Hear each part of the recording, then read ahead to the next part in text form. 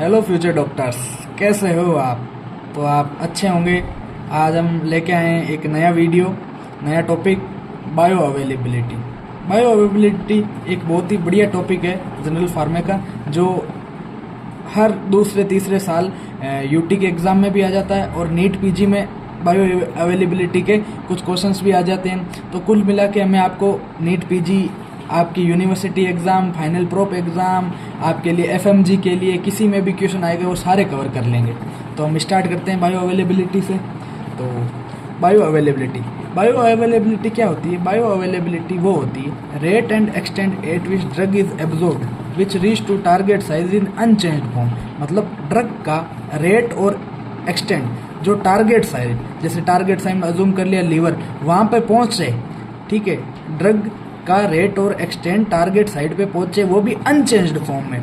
कौन से फॉर्म में? अनचेंज्ड फॉर्म में। अनचेंज्ड में फॉर्म में पहुंचे, उसको कहते हैं बायो अवेलेबिलिटी। अब आप यूनिवर्सिटी का या कोई पेपर लिख रहे हो तो सबसे पहले ध्यान रखना, ये डायग्राम है ना, जो बायो अवेलेबिलिटी का डायग्राम बनता है, डायग्राफ बनता है, वो प्लाज्मा कंसंट्रेशन वर्सेस टाइम के बीच में बनता है। प्लाज्मा कंसंट्रेशन वर्सेस टाइम के बीच में बनता है और ये एक इंपॉर्टेंट ग्राफ है। इसमें आप देख सकते हो कि ड्रग का टाइम सेम है, ड्रग का टाइम सेम है, पर उनका रूट अलग है, आईवी रूट और ओरल रूट। इस पे अपन को क्या पता चल रहा है? इस ग्राफ से अपन को ये पता चल रहा है कि बायो अवेलेबिलिटी आईवी रूट से ज़्यादा होती है ओरल रूट के कंपैरिजन में। सेम टाइम के ड्यूरेशन में बायो अवेलेबिलिटी आईवी रूट की ज़्यादा होती है ओरल रूट में। अब अपन पढ़ेंगे इक्विवेलेंस एक रिलेटिव टर्म है। रिलेटिव टर्म कब कहते हैं? रिलेटिव टर्म जब कहते हैं किसी दो चीज़ को कंपेयर करेंगे तभी तो उसे रिलेटिव कहेंगे। तो it is a relative term which mean comparison of two different brand product of same drugs. मतलब सेम ड्रग के, सेम ब्रांड के दो डिफरेंट ब्रांड के सेम ड्रग की अपन कंपैरिजन करेंगे तो उसको इक्विवेलेंस कहेंगे। अब एक क्राइटेरिया है इक्विवेलेंस का अपने फार्मेकोलॉजी में कि जो डिफरेंस है ना, वो नॉट मोर देन 25%। 25% से ज़्यादा डिफरेंस नहीं आना चाहिए। अगर 25% से ज़्यादा डिफरेंस आता है तो उन ड्रग को अपन इक्विवेलेंस ड्रग नहीं कहेंगे। अब बायो अवेलेबिलिटी कुछ फैक्टर्स पे डिपेंड करती है। अब वो फैक्टर्स देख लेते हैं। Bioavailability depend on following factor. Some factor such as, first factor is most important, physical state of drug. Physical state of drug में अपन क्या देखेंगे? फिजिकल स्टेट ऑफ ड्रग में अपन ने पिछले वीडियो में देखे थे रूट्स ऑफ ड्रग एडमिनिस्ट्रेशन। उनमें अपन ने पढ़ा था intravenous, intramuscular, oral, rectal route वगैरह। तो उनकी जो बायो अवेलेबिलिटी किसकी सबसे ज़्यादा होती है? सबसे ज़्यादा होती है इंट्रावीनस की, उसके बाद इंट्रामस्कुलर की, उसके बाद सबक्यूटेनियस की, उसके बाद सबलिंगुअल की, उसके बाद रेक्टल की, उसके बाद में ओरल की। अब ओरल रूट होता है ना, उसमें भी दो तरह के होते हैं, कुछ कैप्सूल्स होते हैं, कुछ टेबलेट होती है। तो कैप्सूल की बायो अवेलेबिलिटी टेबलेट से ज़्यादा होती है।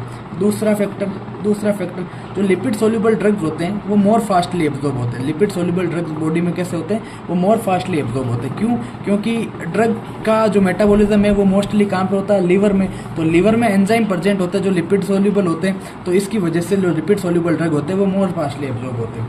अब तीसरा, जो अनआयोनाइज्ड ड्रग है वो बेटर एब्जॉर्ब होंगे या बेटर बायो अवेलेबिलिटी होगी अनआयोनाइज्ड ड्रग की आयोनाइज्ड ड्रग से। सच जैसे एसिडिक ड्रग है वो मोर एब्जॉर्ब होंगे एसिडिक एनवायरनमेंट में। Example barbiturate, penicillin and etcetera. अब एसिडिक ड्रग होते हैं ना, वो प्लाज्मा में बाइंड करते हैं किससे? एल्बुमिन से। प्लाज्मा में बाइंड करते हैं किससे? एल्बुमिन से। अभी देखा एसिडिक ड्रग बेटर एब्जॉर्ब होते हैं एसिडिक एनवायरनमेंट में, उसी की तरह बेसिक ड्रग मोर एब्जॉर्ब होंगे एल्कलाइन पीएच में या एल्कलाइन एनवायरनमेंट या बेसिक एनवायरनमेंट। एग्जांपल हो जाएगा मॉर्फिन, प्रोपेरनोल। प्रोपेरनोल एक बीटा ब्लॉकर होता है जिसको अपन फर्दर नेक्स्ट लेक्चर में या आगे लेक्चर में डिस्क्राइब करेंगे। उसी तरह वेरापेमाइल जो क्या होता है? सीसीपी बोले तो कैल्शियम चैनल ब्रोकर। अब एसिडिक ड्रग बाइंड किससे करता है? एल्बुमिन से। उसी तरह बेसिक वन किससे बाइंड करता है? अल्फा 1 ग्लाइकोप्रोटीन को। इसको याद रखने का तरीका ये है कि एसिडिक में ए आता है तो वो बाइंड किससे करेगा? एल्बुमिन में। बेसिक, फिर अपने आप बेसिक किससे हो गया? अल्फा 1 ग्लाइकोप्रोटीन से। चौथा फैक्टर होता है बायो अवेलेबिलिटी डिपेंड करती है डिसइंटीग्रेशन टाइम। पांचवा होता है डिसोल्यूशन टाइम। अब अपन डिसइंटीग्रेशन टाइम और डिसोल्यूशन टाइम को देखते हैं। डिसइंटीग्रेशन टाइम क्या होता है कि अगर कोई टेबलेट है या कोई भी ड्रग है वो फाइन पार्टिकल में टूटता है, टेबलेट या ड्रग फाइन पार्टिकल में टूटता है, उसे बोलते हैं डिसइंटीग्रेशन टाइम। अगर वही फाइन पार्टिकल ड्रग्स का कन्वर्ट हो जाए सॉल्यूशन फॉर्म में तो उसे क्या बोलेंगे? Dissolution time. उसे बोलेंगे डिसोल्यूशन टाइम। अब नेक्स्ट फैक्टर वो है food interfere with drug absorption, मतलब खाना है, भोजन, वो भी इंटरफेयर करेगा ड्रग एब्जॉर्प्शन के।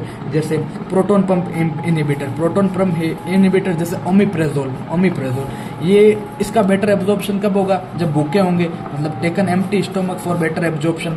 उसी तरह एक ड्रग और होता है ग्रिसेफुल्विन एक एंटी फंगल ड्रग है, एंटी फ्लैगिन ड्रग। ये कब फास्ट एब्जॉर्ब होगा? ये होगा आफ्टर फैटी फूड टेकन। अब नेक्स्ट फैक्टर देखते हैं, presence of another drug presence होगा तो भी एब्जॉर्प्शन पे इफेक्ट पड़ेगा। जैसे विटामिन सी प्रेजेंट है तो वो आयरन का एब्जॉर्प्शन इंक्रीज कर देता है। इंक्रीज क्यों कर देता है? क्योंकि वो आयरन को फेरस के फॉर्म में रखता है, फेरस Fe+2 की फॉर्म में रखता है आयरन को Fe+3 से। इसकी वजह से विटामिन सी आयरन का एब्जॉर्प्शन इंक्रीज कर देता है। उसी तरह दूसरा एंटा एसिड क्या कर देता है? डिक्रीज कर देता है एब्जॉर्प्शन ऑफ टेट्रासाइक्लिन क्या है? टेट्रासाइक्लिन अपने लिए एक तरीके से क्या है? एंटीबायोटिक है। तो उसी तरह विटामिन सी आयरन का एब्जॉर्प्शन इंक्रीज कर देता है, एंटा एसिड डिक्रीज कर देता है टेट्रासाइक्लिन का। विटामिन सी इसलिए इंक्रीज कर देता है क्योंकि Fe+2 Fe+3 से को फेरस की फॉर्म में ही रखता है। ये एक गोल्ड क्वेश्चन है। नेक्स्ट फैक्टर पे जो बायो अवेलेबिलिटी डिपेंड करती है वो करती है एरिया ऑफ एब्जॉर्बिंग सरफेस, मतलब जितना ज़्यादा एब्जॉर्प्शन का एरिया होगा तो उतना ज़्यादा अपन को बायो अवेलेबिलिटी मिलेगी। तो एरिया ज़्यादा होगा तो एब्जॉर्प्शन ज़्यादा होगा, एब्जॉर्प्शन ज़्यादा होगा तो बायो अवेलेबिलिटी ऑफ ड्रग्स ज़्यादा मिलेगी। तो मतलब ये भी इसके एब्जॉर्प्शन के भी किसके डायरेक्टली है?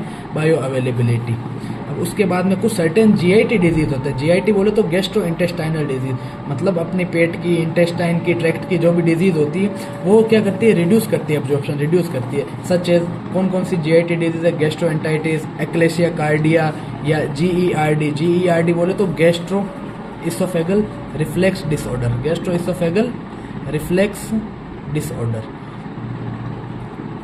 आज का अपने बायो अवेलेबिलिटी और factor affecting bio availability topic पूरा हो गया है। इसमें से जो क्वेश्चन बनते हैं आपके लिए नीट PG में, UG में, यूनिवर्सिटी में, FMGE में, और आप मान लो फार्मेसी कर रहे हो उसमें भी, या आप BMS कर रहे हो, MBBS कर रहे हो, किसी में भी करोगे, सब के लिए आपने डिस्कस कर लिया है कंप्लीट। किसी में भी एक भी क्वेश्चन बाहर नहीं जाएगा। और कोई डाउट हो आपको तो आप कमेंट करें और आपका जवाब मिल जाएगा। हमने आपको बताया था पिछले वीडियो में कि हम एक सीरीज़ ला रहे हैं जिसमें अपन ने जैसे जो टॉपिक कंप्लीट होगा उसके क्वेश्चंस डाल देंगे। जैसे जनरल फार्मेकोलॉजी कंप्लीट होगी तो उसके अपन 20 से 25 क्वेश्चन, 20 से 25 क्वेश्चन जो मोस्ट इंपॉर्टेंट है, बार बार पूछे जाते हैं नीट PG में अलग अलग जगह, वो डाल दिए जाएंगे। तो अब आज के लिए इतना काफ़ी है। Thank you. लाइक कर दीजिए, शेयर कर दीजिए, कमेंट कर दीजिए, सब्सक्राइब कर दीजिए। Thank you.